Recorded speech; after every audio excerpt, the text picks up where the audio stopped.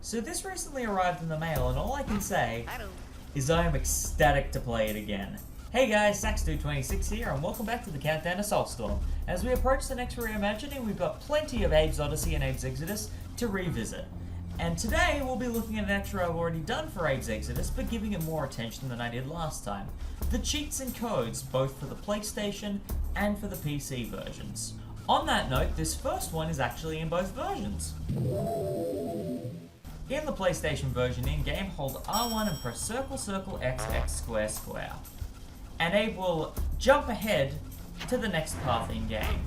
This can also be done in the PC version by holding shift and pressing left, right, up, down, left, right. Now, I say path rather than level or area or tunnel because while the game itself defines those levels very clearly, paths are described very vaguely by comparison. The moment it looks like it's going pretty logically, it's going by tunnel at the moment in Necrom Mines, but as you'll see further on, that definition gets very vague very fast. And you'll also notice I've got a status indicator on screen with a set amount of escapees, casualties, and remaining Mudokas. And that's because when you use path skip, the amount that it would give you at that certain location becomes your new forced completion percentage. There is no way to undo that once you've used path skip once, even if you just want to bypass the difficult part of the game.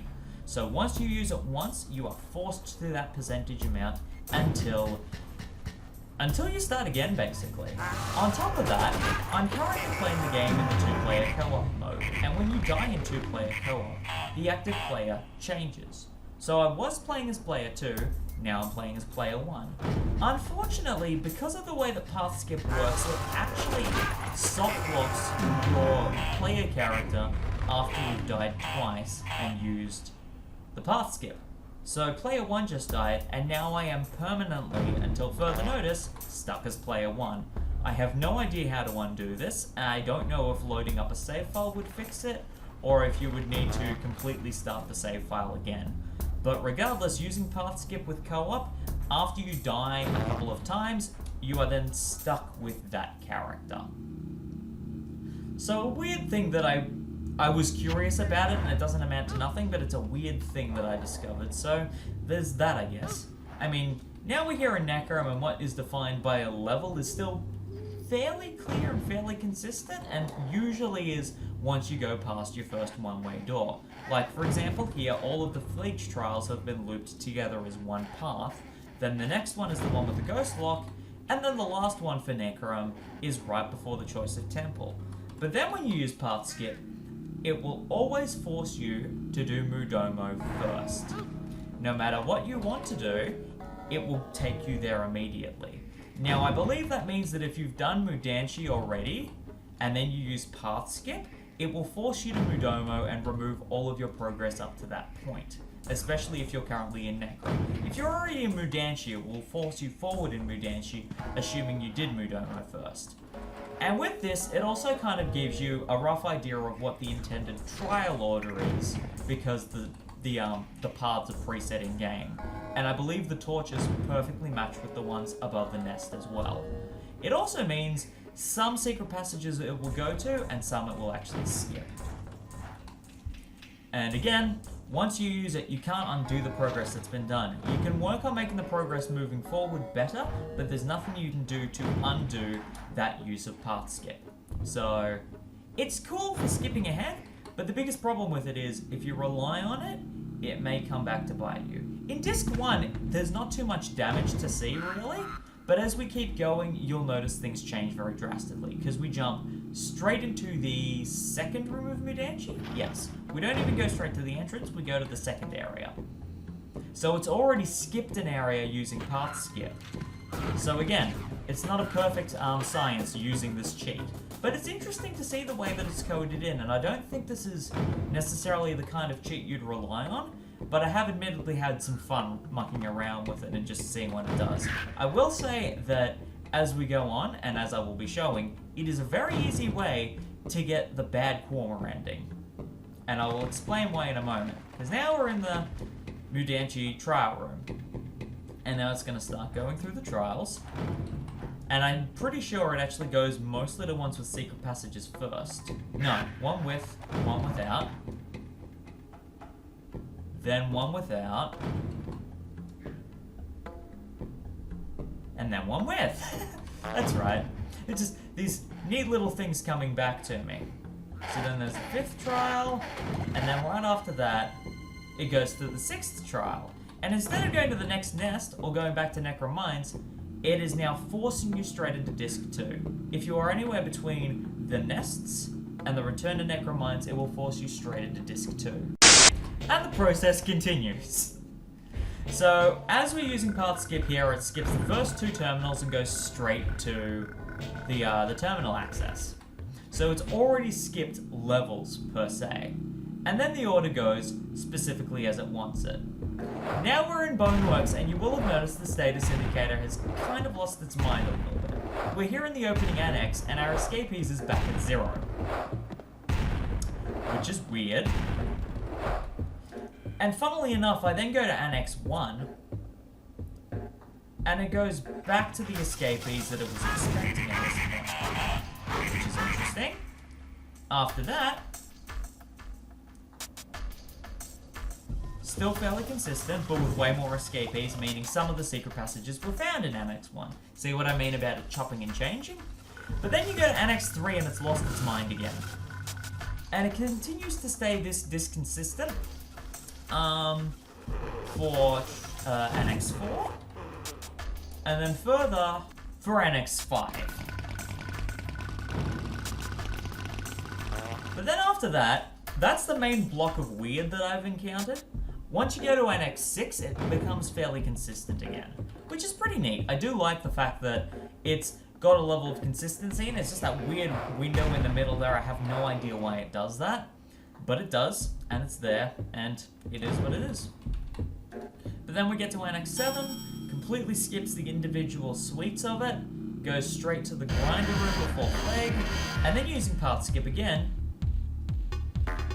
takes you straight into Plague's boardroom. After that, Path Skip will skip the end section, skip Terminal 3, and go straight to Sleep Barracks. And now we're here in Block 0, and things have gone back to some sort of semblance of systematic progress. Making our way through here. Then we arrive at the barracks. Craziness resumes, as to be expected.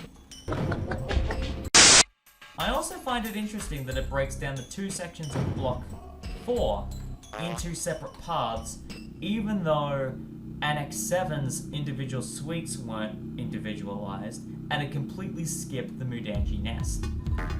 Then of course we've got Dripik's office, and from here, we skip back to Fico Depot, and then back into the executive boardroom with the flying sleep. Once more, and weirdly enough, it skips into the second section of his boardroom. And from there, we skip the remainder of Fico Depot entirely and go straight to Soulstorm Brewery. And now is the point where you're going to start noticing the escapees is sitting close to about 120, or thereabouts. And rather than the escapees starting to go up, the casualties are the thing that has started going up. And as we keep going through Soulstorm Brewery, you're going to notice that that number, rather than being kept fairly consistent, is going to start climbing at a rate much faster than the escapees is. Again, Block 4 was divided in half, but Zulug 4 wasn't. Again, we press on. It gives us a dedicated path skip to each of the hub rooms. Then we come to Zulug 10. And now I want you to pay attention to a couple of the aesthetic changes made in 899 that I thought were perfect to show off in this episode. First, from Hub 3, it takes us to Zulug 13. And you may remember in my Let's Play originally, all of the signage in Zulog 13's initial area was completely wrong. It was only when you got to the secret passage section of Zulog 13 that the signage became correct. To the best of my understanding, in Abe 99, all of the signage for the Zulags has been corrected so that all of the incorrect numbers are now the correct numbers. Which is a neat little change, but I don't understand why they did the Zulags out of order in Hub 3. Regardless, after Zulag 14, Path Skip will ratchet us straight to the boiler access. And if you try and use Path Skip one more time from here, it will simply just reload this area. Once you are here, there is no way you can go anywhere else. Meaning, your current percentage for the rest of the game has now been stuck completely at 144 escapees, 6 remaining Mudokons, and 14 casualties. The problem with this is that in order to get the good ending of Abe's Exoddus, you need to save 150. And the Shrikal portal will only give you access to the first 2.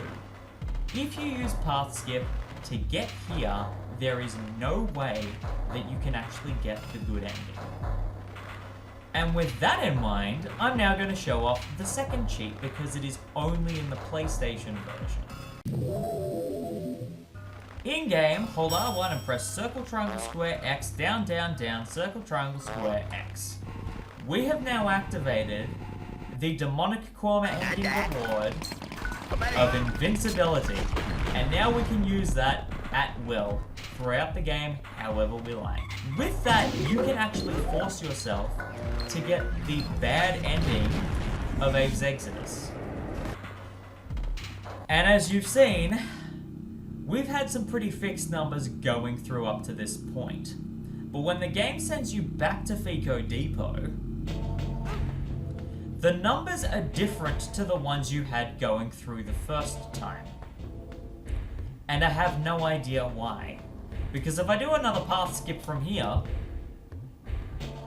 it sends me back to the terminal access, and the numbers are different again.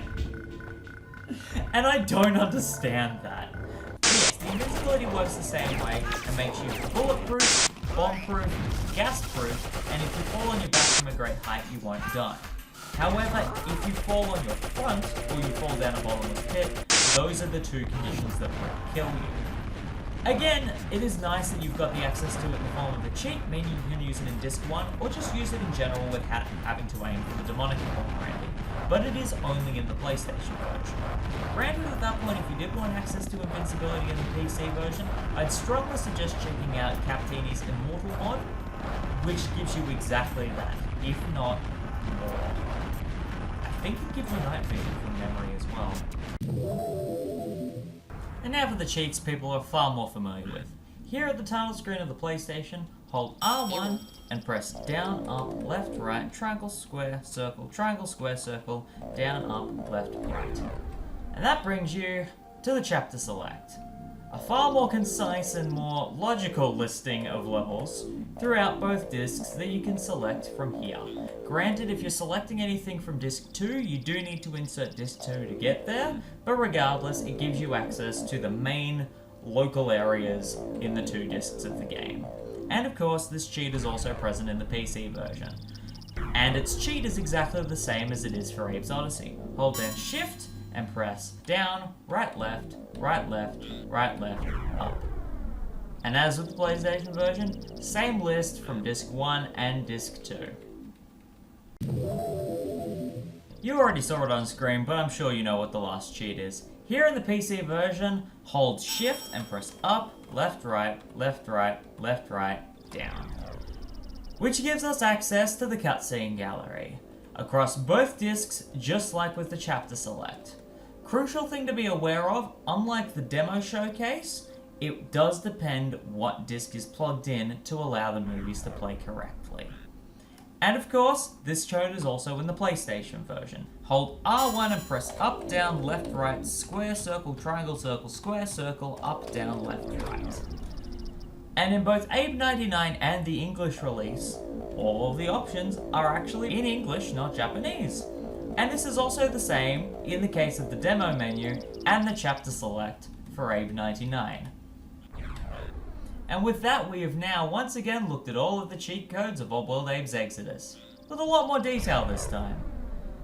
That'll be it for this countdown of Soulstorm Extra. This has been Saxdude26, and next time we'll be moving on to something completely new. The demo of Oddworld Abe's Exoddus. See you next time. Hey Fleech, don't eat my face, 'cause I don't taste all that good. Remember to not eat all of my face, 'cause I don't taste like a burger. Hey Fleech, where have you gone? To the sewers covered in goo. Stop chirping and licking all of my skin. These levels we're in are getting harder. Na na na na na na na na na.